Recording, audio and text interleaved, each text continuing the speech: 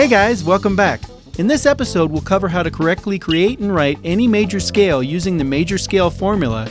We'll discuss the term diatonic, diatonic scales, non-diatonic scales, the chromatic scale, accidental rules for ascending and descending musical passages, tetrachords, and the major tetrachord. After watching this episode, if you'd like to test yourself to see if you understand these concepts, write out these major scales before next week.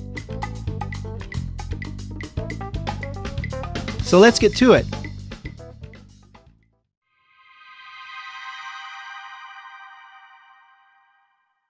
Using the piano, we can create the major scale starting on any note by using the major scale formula. Whole, whole, half, whole, whole, whole, half.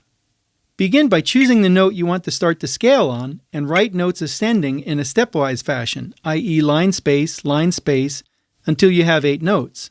If you have done it correctly, you should end up at the octave higher of the note you began with, and you will not have skipped any lines or spaces. Let's take B as an example. To create a B major scale, write notes ascending in stepwise fashion until you have 8 notes.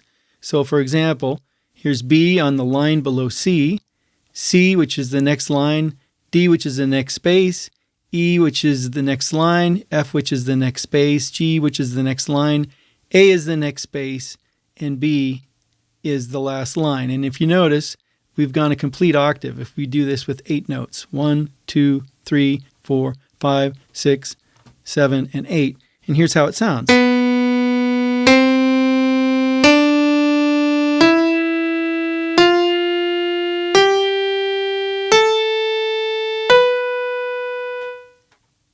Doesn't much sound like the major scale, does it? Now, check the major scale formula, whole, whole, half, whole, whole, whole, half, against what you have written. Notice that B to C, for example, is a half step. The formula calls for a whole step. Remember that if 2 keys on the piano are adjacent, they are a half step apart. If there is a key in between them, then that interval is a whole step. If what is written on the staff does not conform to the major scale formula above, you must add sharps or flats to make it conform, being sure only to alter the next ascending note, never going backwards and altering preceding notes. At this point, you have 2 ways of creating a whole step. You can create it by flatting the B, creating a whole step between B flat and C, as in this, or you can add a sharp to C. If you add a flat to B, you are beginning to create the B flat major scale, not the intention of this exercise. Your only choice then is to sharp to C, or only altering the next ascending note. Since B is the very first note, and we can only alter the next ascending note, we must add a sharp to C, making it C sharp.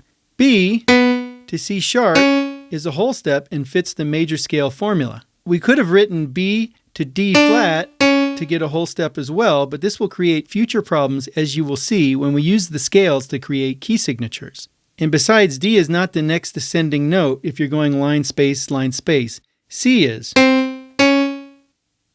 For this reason, you must first begin by writing notes ascending in a stepwise fashion until you have 8 notes to create a scale. Then make adjustments to those 8 notes to fit the formula by changing the next ascending note in the scale, checking intervals as you go in an ascending fashion. Let's adjust the next note in the B major scale to fit our major scale formula, which is D. Since we can only alter the next ascending note, our only choice is D sharp. If we were to change the C sharp we just altered back to C, it would create a whole step between C and D. This is a whole step. It would create a new problem, however, since B to C would no longer be a whole step, but a half step. In other words, it will change the whole step we created previously back to a half step. So let's put that C sharp back. We can avoid this problem by altering the next ascending note, changing D to D sharp to create another whole step. Notice in this example that D sharp to E, which is what's written on the staff, is a half step. Nothing needs to be done to E since the requirements of the first 4 notes of the major scale formula up to this point are fulfilled. You can leave E alone and go on to the next notes, altering them if necessary as you go. The completed B major scale should look like this if you have done your scale adjustments correctly. If you follow this method, you will always be able to write major scales correctly. The central point to remember is the need to maintain the major scale formula: whole, whole, half, whole, whole, whole, half. You no longer have a major scale if you don't maintain this formula.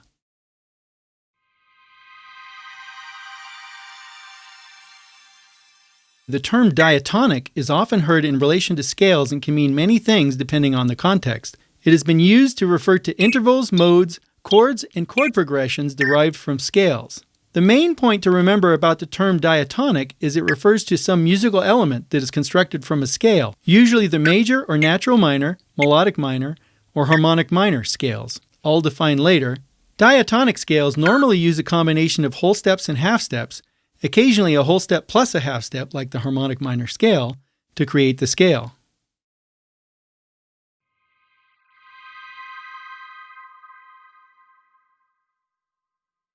An example of a non-diatonic scale would be the chromatic scale, which is constructed with half steps only and contains literally all the available pitches within an octave. Let's hear how this one sounds. Here's the ascending version.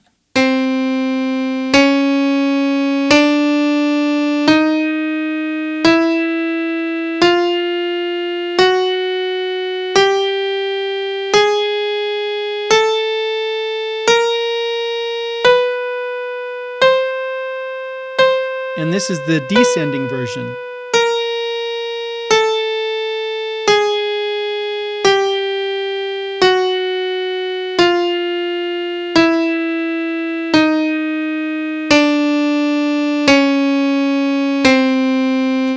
And yes, in case you were wondering, it's written both ways, ascending and descending versions. Notice the construction of the ascending and descending versions of the chromatic scale. It uses sharps going up and flats going down.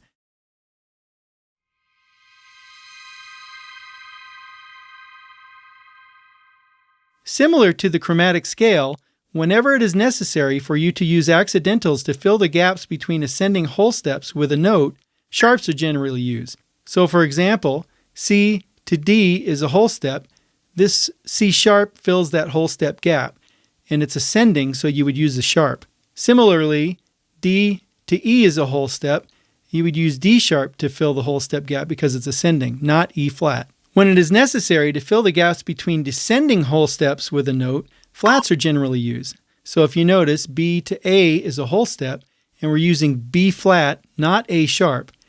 A to G is a whole step. We're using A flat, not G sharp.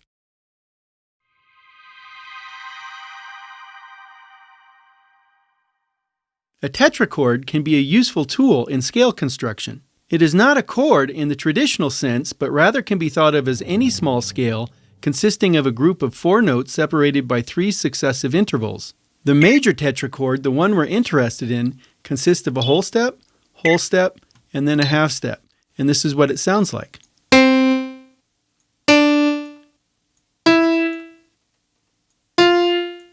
By stacking one major tetrachord on top of another major tetrachord separated by a whole step, we can quickly create a major scale. In this example, there are 2 major tetrachords, and each contains a sequence of a whole step, and then a half step. The first major tetrachord starts on C, while the second one starts on G. There is a whole step separating the end of the first major tetrachord, which is F, with the beginning of the second major tetrachord, which is G.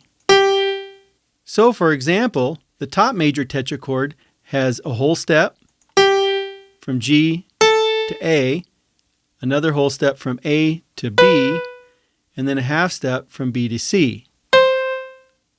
The bottom major tetrachord also has a whole step from C to D, from D to E, and then a half step from E to F. Both of these tetrachords are separated by a whole step from that last F to G. A major tetrachord is like the first 4 notes of the major scale. So if we're talking about the C major scale, that would be C, D, E, and F. So again, by stacking one major tetrachord on top of another separated by a whole step, we can create the major scale.